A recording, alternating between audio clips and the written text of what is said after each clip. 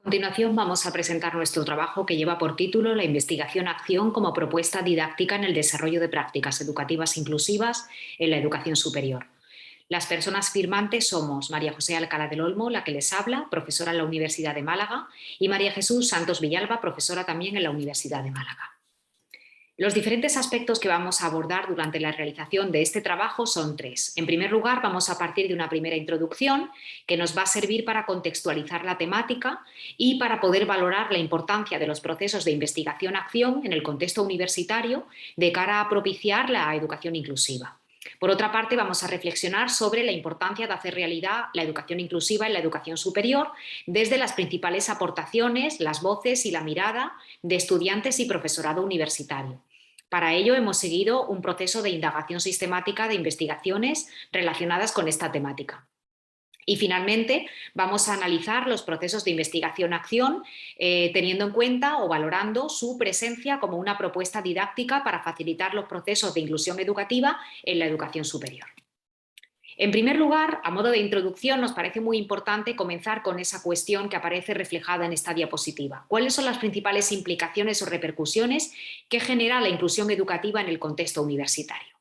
Lo primero que tenemos que decir es que atender a la diversidad representa un principal compromiso y una principal responsabilidad de nuestros sistemas educativos actuales, pero no solamente en la enseñanza reglada, sino también en el ámbito universitario. Para ello es fundamental apostar por la conexión entre la teoría y la práctica educativa y para ello también es fundamental que los procesos de investigación educativa estén relacionados con la práctica educativa. Consideramos además que es fundamental superar el desfase entre la teoría y la práctica pedagógica para poder hacer realidad esa inclusión educativa en el contexto universitario y pensamos además que la atención a la diversidad constituye en la actualidad uno de los principales compromisos y desafíos para los profesionales del mundo educativo. Trasladando todas estas implicaciones al contexto universitario, tenemos que destacar que la universidad actual, dentro de sus principales compromisos y responsabilidades, figura la de favorecer la autonomía de los estudiantes y facilitar también la transición, no solamente entre los distintos cursos que conforman la trayectoria en la universidad, sino también facilitar la transición del sistema educativo al mundo laboral. Todo ello nos permite entrever la responsabilidad social que asume hoy la universidad en las que nos vemos inmersos y todo ello también nos lleva a destacar la relevancia de utilizar metodologías activas e innovadoras que consigan superar las metodologías transmisivas tradicionales en busca siempre de generar una activa implicación de los estudiantes en sus procesos de construcción del conocimiento. Para todo ello, consideramos que es fundamental apostar por la movilización del conocimiento, que no es sino facilitar la relación entre la teoría y la práctica educativa por medio de los procesos de investigación-acción. Cuando analizamos la situación en la que se encuentra la educación inclusiva en el contexto universitario, es importante que tengamos en cuenta las aportaciones que nos ofrecen tanto los estudiantes como el profesorado en relación con este tipo de cuestiones. Llevando a cabo un proceso de indagación sistemática de investigaciones, nos hemos dado cuenta de que el alumnado con diversidad funcional se encuentra con múltiples obstáculos a su paso por la universidad.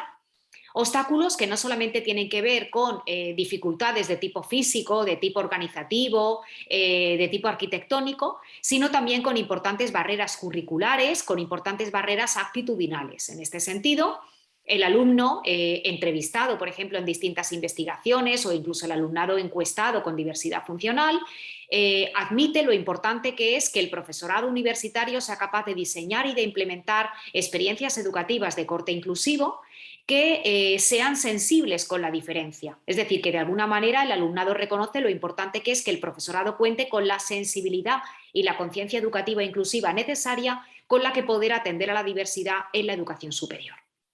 El profesorado, por otra parte, cuando se le entrevista en relación con este tipo de cuestiones sobre el reto de la educación inclusiva en el contexto universitario, admite que es fundamental recibir una formación no solamente inicial, sino también una formación permanente que le permita conocer de qué forma hacer realidad esa educación inclusiva en la educación superior y siempre sin perder de vista, sin perder la perspectiva de las diferentes competencias que resultan esenciales en el marco de las asignaturas que se encarga de impartir.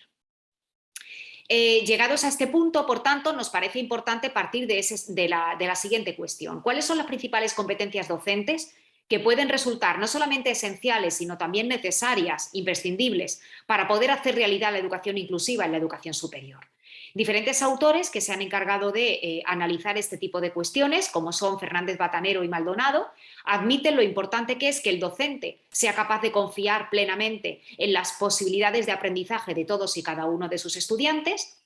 Admiten también lo importante que es contar con una actitud de escucha activa y empática con los estudiantes, adoptar también una actitud de flexibilidad y de una apertura a la diversidad de motivaciones y de ritmos de aprendizaje del alumnado, tener además un propio compromiso con el desarrollo profesional, asistiendo a jornadas formativas, jornadas de innovación educativa, congresos, seminarios que estén relacionados con la inclusión educativa en la educación superior. De la misma forma también otra competencia docente que resulta necesaria, que resulta fundamental es el desarrollo de un trabajo interdisciplinar, un trabajo en equipo entre el profesorado, atribuyéndose a esta cuestión como una fuente de enriquecimiento mutuo. Y por otra parte también se admite la importancia de aplicar los conocimientos que se desprenden de los procesos de investigación a la propia práctica profesional. Precisamente teniendo en cuenta esa competencia, esta última competencia que acabamos de destacar, llegamos ya a la importancia que puede tener el desarrollo de los procesos de investigación-acción como una propuesta didáctica para favorecer la inclusión en la educación superior.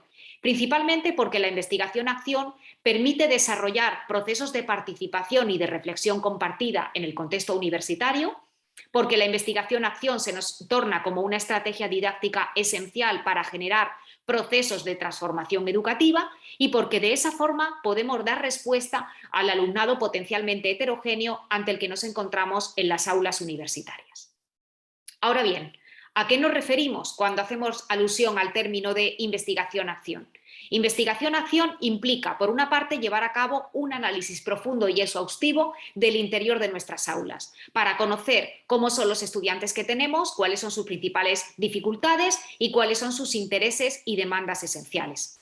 Por otra parte, también la investigación-acción es una propuesta didáctica esencial que nos permite diseñar intervenciones educativas ajustadas y coherentes con cada realidad educativa en la que nos encontramos, que nos permite además transitar de procesos de reflexión individual como docente a procesos de reflexión negociada y compartida con otros equipos docentes y que nos permite, por otra parte, dotar de cierta funcionalidad y utilidad al conocimiento científico porque tenemos la posibilidad de poner en práctica conocimientos extraídos de la investigación a la actuación educativa, a la realidad, a la praxis educativa. ¿Cuáles son las principales características de los procesos de investigación-acción? Por una parte, nos permiten analizar todas aquellas acciones y situaciones que rodean la vida de un aula y de lo que ocurre tanto a los estudiantes como al profesorado. Nos permite, por tanto, comprender de una forma holística e integral cuáles son esos procesos interactivos y de aprendizaje que tienen lugar en esos contextos de aprendizaje. Permite también llevar a cabo procesos de exploración y de indagación reflexiva y constructiva. Y al mismo tiempo también todo ello hace que sea una excelente posibilidad para ofrecer una formación de calidad y de excelencia educativa. La investigación-acción, por otra parte, permite que las situaciones educativas sean estudiadas y analizadas desde la propia perspectiva y desde la propia óptica de los protagonistas implicados en los procesos formativos y al mismo tiempo permite vincular la teoría con la práctica educativa, lo que hace, de alguna manera, que podamos considerar su relevancia para favorecer la inclusión en el contexto universitario. Cuando ponemos en marcha un proceso de investigación-acción, pasamos por diferentes fases que se ilustran en esta diapositiva. Comenzamos con un diagnóstico, proseguimos con una planificación, continuamos con la implementación o puesta en práctica y finalmente con procesos de reflexión y de evaluación. En la primera fase de diagnóstico nos encargamos de llevar a cabo un estudio profundo y riguroso de la realidad educativa en la que queremos comenzar a trabajar. Pretendemos además en esa fase de diagnóstico identificar las principales carencias y las dificultades problemáticas con las que se encuentran determinados alumnos con los que trabajamos. Recopilamos además información que pueda resultar significativa para llegar a intervenir y nos planteamos desde el punto de vista de la inclusión educativa la siguiente cuestión. ¿Realmente estamos trabajando bajo parámetros inclusivos? ¿Deberíamos modificar ciertas actuaciones?